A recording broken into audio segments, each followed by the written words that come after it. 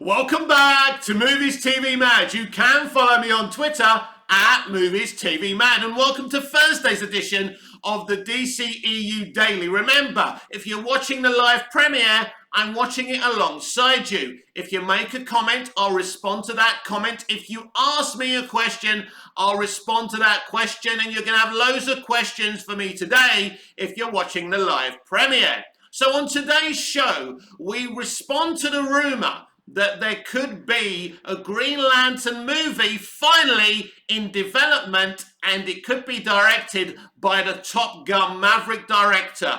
And how exciting would that be? I'm going to give you the details of that rumour very, very shortly. Then we discuss the rumour that the Joker sequel, Joker Folie à Deux, is actually coming from the perspective and mindset of Harley Quinn. And this is something I predicted a very, very long time ago. Geekosity have done an article about apparently the avatar for Ray Fisher's Cyborg being on HBO Max now. So could he be returning finally to the DCEU?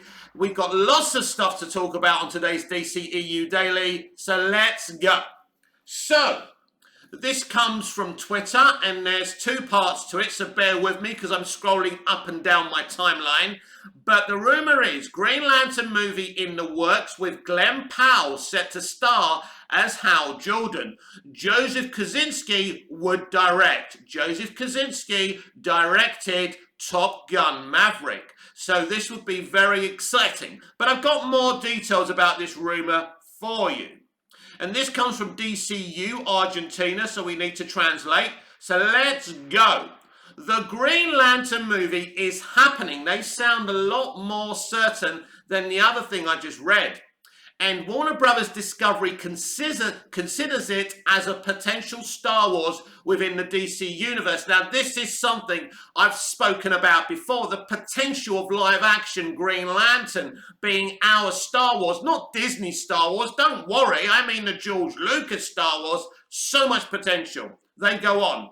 The idea that the previous management had was to make a saga of 7 films that would lead to Blackest Night, and the current management supports said plan. So that sounds amazing and very, very ambitious. Glenn Powell as Hal Jordan and directed by Joseph Kosinski, the Top Gun Maverick director. I love Green Lantern, and you know, even the film that flopped with Ryan Reynolds, it had some good stuff in it. And if we could take the good stuff from that movie and do something amazing with this amazing director, because you don't work with Tom Cruise if you can't direct, if you're not a talented director. A 7-movie run. Now, this was part of the previous leadership's idea, according to this rumor. But Warner Brothers Discovery liked that idea. And just because it's Walter Hamada's idea, it doesn't mean it's a bad idea. Walter Hamada is talented. Unfortunately, he was part of the toxic Warner Brothers Discovery leadership, previous leadership. But it doesn't mean he didn't know completely what he was doing. So this would be absolutely sensational, and I really hope it happens. This is something that would really pique DC fans and the general audience's perspective, get us excited. Green Lantern has got this Star Wars potential, but beyond that, if you do it well, because the way you do it well is you focus on the core and not just Hal Jordan. Now, we want a Hal Jordan, we want a John Stewart, and we want the rest of these characters catalogued as well. Now, apparently, we are still getting the Green Lantern television series that's been in development hell for years over on HBO Max. I hope we get both, and I hope they're both connected. That would be very, very exciting. But clearly, David Zaslav and Warner Brothers Discovery understand the potential of Green Lantern, and Joseph Kosinski doing that would be very, very good. Because if you look at the action set pieces we see in Top Gun Maverick, now a lot of those fighter pilot plane sequences are shot in real time. They're real planes. There's very little CGI, if any. It's amazing. he directed not just a compelling and emotional movie, but visually it looks great. And I think if you're going to get someone to do a Green Lantern movie, they must be able to, get the visual concept absolutely right. I think this is something that we could destroy the MCU with, and I'm always thinking about destroying the MCU because although I've got all the movies, I don't like their dominance. I'm a DC fan, and I think this would be absolutely so exciting. So, to repeat, Joseph Kosinski, I think that's his name if I got it right, the director of Top Gun Maverick, is rumoured to being tapped to direct a Green Lantern movie with Glenn Powell being cast as Hal Jordan. And I think this is amazing. I think, look, I'm in no rush. I don't know about you. Should we just go over this again? Because I think this is so fucking exciting. And I've got lots to talk about today, so you don't want to get bored of me and go. Stay here. Stay here with me. We've got lots of DCEU updates for you. This is the place to be because I'm connected and I know what's going on. I'm still a DCEU fan. I still love the Snyderverse. I still love other DC movies within this franchise. And I think we've got a great future under David Zaslav and whoever's going to be the president of this newly formed studio, DC Studios. Let's get into this again, because I think it's important that we understand this, because I believe this rumour. This sounds so certain, but we'll see. This is not the Hollywood Reporter. This is just DCU Argentina. But it's an interesting rumour that's got me excited. The Green Lantern movie is happening. Warner Brothers Discovery considers it as a potential Star Wars within the DC universe. The idea that the previous management had was to make a saga of 7 films that would lead to Blackest Night, and the current management supports said plan. Blackest Night. Come on. Who wouldn't be excited about this? So I'm convinced this is going to happen.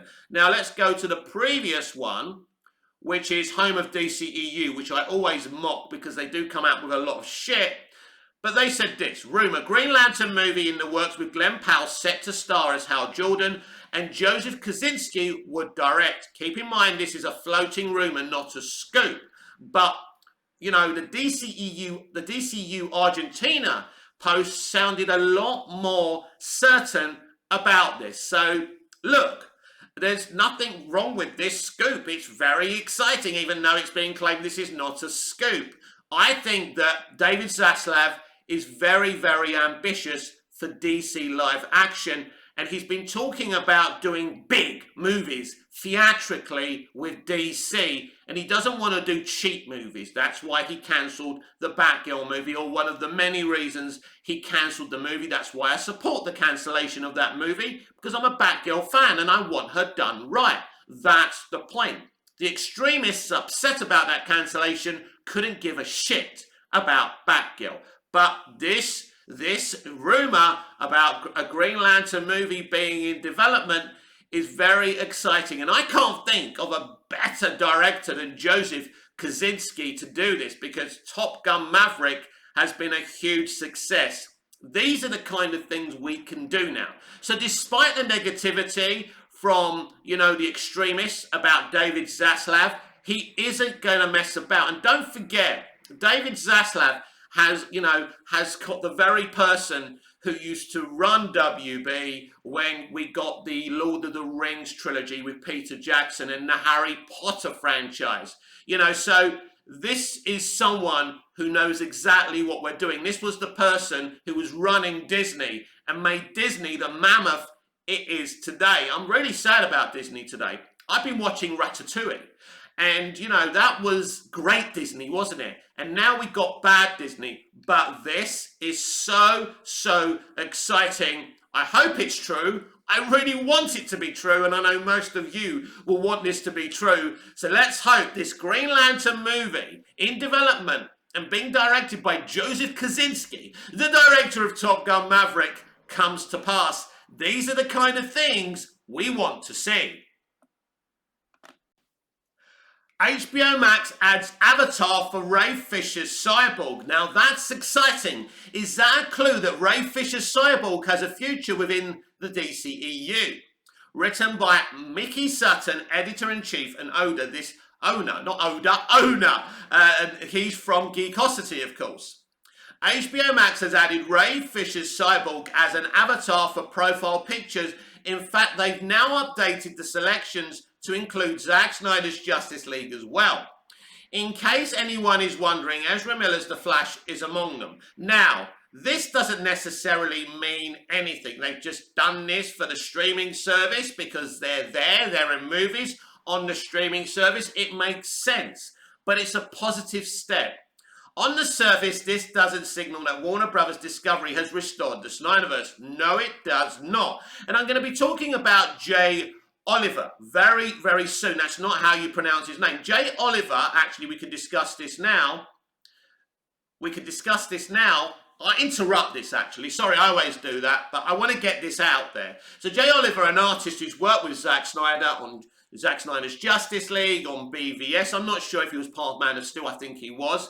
He's been speaking a lot. And Jay isn't shy in coming forward. Now, he's been outing the toxic element of the Snyderverse fandom. And he said yesterday, or whenever he responded to this tweet from a fan, that Zack Snyder won't return unless they make it worth his while. If they realise that the Snyderverse can make them a lot of money, they've got to make it his while. This is according to Jay, who I think's been working on Rebel Moon with Zack as well.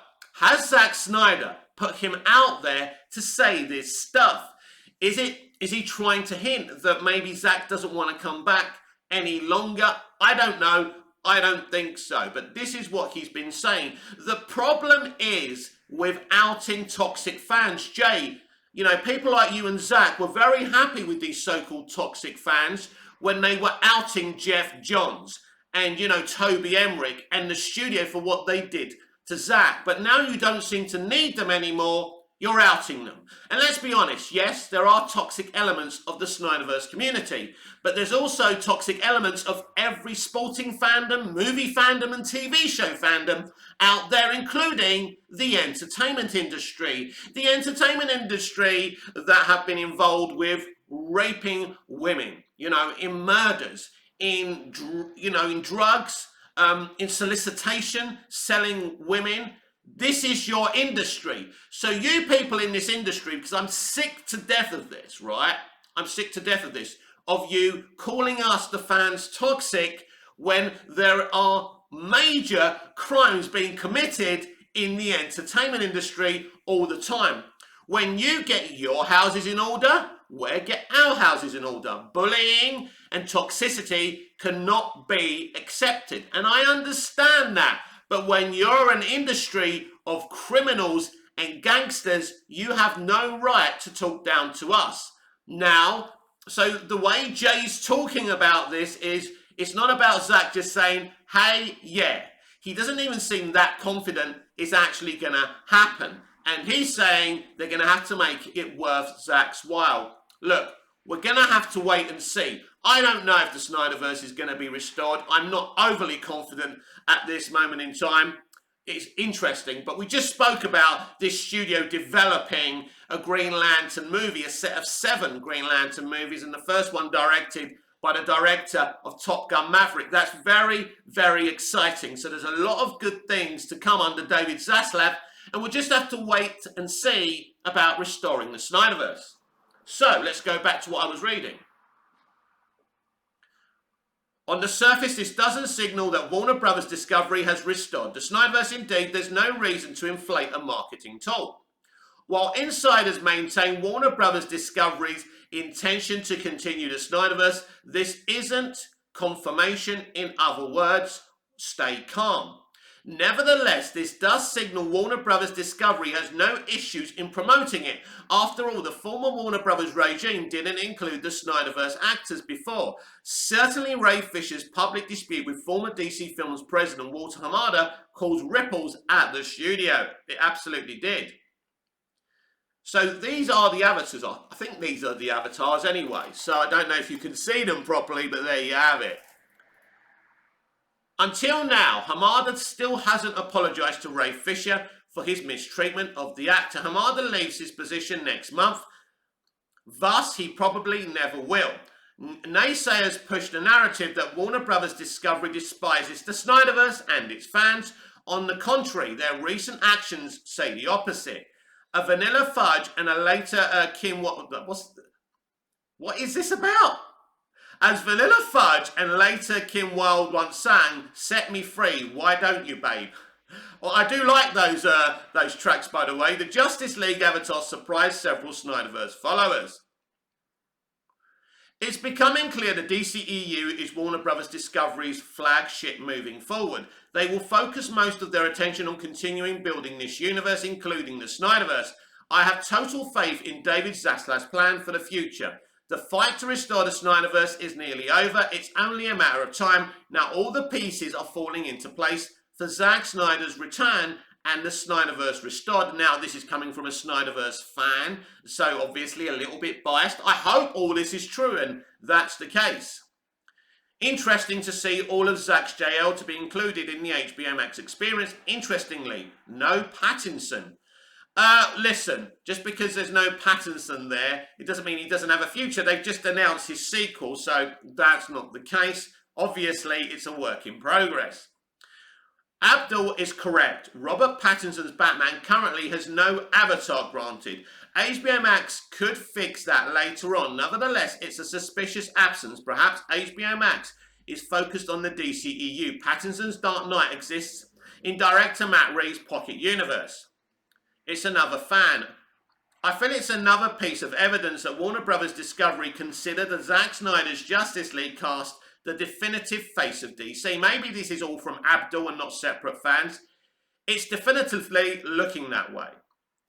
So, very interesting that the Snyderverse avatars have been put up on HBO Max, and that's exciting. But you shouldn't add 2 and 2 and get to 6. Of course, this is better than Warner Brothers Pictures under Toby Emmerich and Walter Hamada were doing, because none of this shit was going on when they were there. So this is a positive step. Does this mean something will happen? Well, it's not a negative thing, is it? It's a positive thing. It's not hurting anyone if you say, "Oh my God, there's Snyderverse avatars on HBO Max. We could be getting the Snyderverse restored." Just keep on having hope and faith, and who knows what may happen. Joker 2 rumour reveals Lady Gaga's unexpected role in the sequel. Now, none of this is unexpected to me, and we'll get into this after we've read the article. This is by Savannah Sanders of the DC Direct. While the future of Warner Brothers Discovery's DCEU remains one of the industry's biggest questions, sequel films featuring Gotham's Dark Knight and Joker are moving forward, albeit in separate projects. In addition to the studio greenlighting a sequel to Matt Reeves' The Batman, Warner Brothers Discovery is developing a follow-up to Todd Phillips' 2019 film Joker starring Joaquin Phoenix. But upon the film's announcement, it was clear that Joker 2 would be anything but your typical sequel, and a new rumour concerning the film suggests even more surprises are in store. According to a rumour from the hot scoop of Shot of Poop, that doesn't fill me with confidence, but anyway, segment of the Weekly Planet podcast, a sequel to Todd Phillips' 2019 film titled Joker, Folie à Deux, will be told from Harley Quinn's perspective as performed by Lady Gaga. I'm not surprised about this. This is obvious. This is predictable. I'm happy about this. I'll explain why shortly. In the latest episode, host James Clement claimed that he has a very reliable source, don't we all, saying that Joker 2 isn't so much a Joker movie. Apparently, Joker 2 isn't so much a Joker movie, it's a Harley Quinn. It's from Harley Quinn's perspective, and the reason it's a musical is because that's how she perceives her relationship with Joker. Very interesting, very creative, very dynamic. I'm happy about this. Like a romantic musical, asked co-host Nick Mason. Clement confirmed just that, saying exactly. In August, Joker 2's first teaser confirmed the sequel's musical components, as well as Gaga's prominent role, via silhouettes of both Phoenix's Arthur Fleck and Gaga's Harley Quinn dancing to Fred Astaire's Cheek to Cheek. The stylized promo also confirmed Folie à Deux's release date of October the 4th, 2024. Still, this new rumour concerning the extent of Gaga's role isn't the only Joker-related news audiences received lately. So we know about the Jacob Lofland casting. I spoke about this yesterday. Considering 2019's Joker earned Joaquin Phoenix an Oscar for his performance, the rumour that Lady Gaga is front and centre for the sequel is a bit surprising. No, it's not. You're saying that because you want us all to be angry about this. I'm excited because this was actually Todd Phillips' original plan when he went to Hamada and Emmerich and they said, let's see how the first movie did. We did see how the first movie did. Tremendously well. So it's not surprising. However, it does explain why Folie à Deux will be a musical while the first film was not, along with the report that much of the sequel takes place in Arkham Asylum. Another exciting revelation, unless you're not a DC fan. If this next film from Phillips proves to be another awards darling, perhaps Gaga will be in prime position for her own Oscar, with Phoenix in the run for supporting actor. I think so. In addition to Gaga and now Jacob Lofland, Joker 2 is also set to star Zazie Beetz. Zazie Beetz is a lovely girl, love her, so talented, so happy she's coming back. I loved her in the first movie because I don't want her wasting her career with Deadpool, as she reprises her role of Sophie Drummond from the original film along with Brendan Gleeson and Catherine Keener. Joker Folie à Deux is set to premiere in theatres on October the 4th, 2024. So very exciting. So let me tell you what I think about this. Now, if you are a loyal subscriber to this channel, you know what I said to you before this film was ever officially announced. I said they are going for Todd Phillips' Black Label concept, which is from the comics. The Black Label is a pocket universe, it's an Elseworld, and they tell different stories about different villains and characters. And this was Todd's idea. His first idea was to do a Joker movie, then to do the next villain or DC character story. This was his plan, and this is exactly what he's going to do with this movie. So his next movie is a Harley Quinn movie. I broke this to you. I gave you the scoop where nobody else was over 6 months ago. This film is a Harley Quinn movie, and that's great because we've not had a comic book accurate Harley Quinn. Margot Robbie is a great performer as Harley Quinn, but I don't think she's as comic book accurate as people think. I feel betrayed by Margot because she's an extremist. She's a propaganda merchant and she's all about feminism, blah, blah, blah. Harley Quinn isn't a fucking feminist. She's a fucking villain with a baseball bat who has murdered multiple amounts of people. And her relationship with Joker is one of the major reasons this character is beloved. But they've decided to go with, in the comic books and the animation, to go with, ooh, Poison Ivy and Harley. Yeah, it's them who should be together, not Joker and Harley Quinn. Because he's a man. He's a toxic male. And we can't be doing that. But they're going to be doing that in this film. So the rumour states that she sees her romantic relationship with Joker as a musical, as them dancing, singing together, and that's going to be a very interesting element. The question is this all we're going to see of Joaquin Phoenix in this Joker sequel? Now, you can correct me if I'm wrong, but I can't remember the last time Joaquin Phoenix reprised his role in a movie sequel. I don't think it's ever happened. I think it's happened zilch amount of times. If I'm wrong, please correct me. So I was always shocked to hear he was coming back, but coming back he is. Now in the trailer, they're listed in an equal title card starring Joaquin Phoenix and Lady Gaga. This means he has a very prominent role in this movie. We continue his story, but this is coming, and I believe this rumour, this is coming from Harley Quinn's, aka Lady Gaga's perspective. Lady Gaga isn't just a talented singer and dancer and entertainer. She's a fucking good actor. I've seen what she's done as an actor thus far, and I'm very happy with her. I'm very excited for her casting as Harley, and I think Harley needs to be honoured for the character that Bruce Timm created, and Margot Robbie thus far hasn't really done that. Now, ironically, the most accurate depiction of her was in the Suicide Squad movie. Not from James Gunn, but the David Ayer one. The David Ayer one, that's not the David Ayer one. The tampered with movie. Because Jeff Johns re-looked at that movie a lot and rewrote elements of it. Now, I agree some of the toxicity around her, you know, they sexualized her a lot in that movie. Short skirts, bending over, the men looking at her. I didn't like that. That wasn't a good thing. That's not who Harley is. That was disrespectful to Margot and Harley.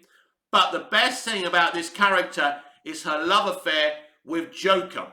And her relationship with Poison Ivy just doesn't hit the same way. I like the friendship with Poison Ivy in the comics, but this is a step too far. Now, she can have a fucking, you know, lesbian relationship with Poison Ivy. If they invite me, I'd love to watch or be involved in the fucking threesome. But it's not something that captures my imagination. So I'm very, very excited. The Joker Folie à Deux, the Joker sequel, will be coming from Harley Quinn's perspective, and she's the lead of this movie. Because this was always the plan, that this movie, this sequel, would be the next villain, the next DC character story. This is Todd Phillips' vision coming to life. It wouldn't surprise me if he's announced as the DC live-action Black Label president, that the Black Label element is made into a separate studio. I think that will be an excellent idea, and I'm so hyped for this movie. So today's headlines are, here on Movies TV Mad's DCEU Daily. Apparently there is a Green Lantern movie in development, a string of 7 movies. The first movie will be directed by Top Gun Maverick director Joseph Kosinski, the guy who directed one of the most successful films of all fucking time. The biggest hit of this year, starring the epic, legendary Tom Cruise, and that is huge, that's awesome, and I say, fucking bring it on. This has been Movies TV Mad. I'm Mick, your host with the most. Just ask your girlfriends and your wives, please like, share, comment, subscribe, hit the notification bell so you never miss this beautiful perfection. And aren't I beautiful? Shut up. You don't need to answer that. So, until we see each other again, goodbye, au revoir, auf Wiedersehen.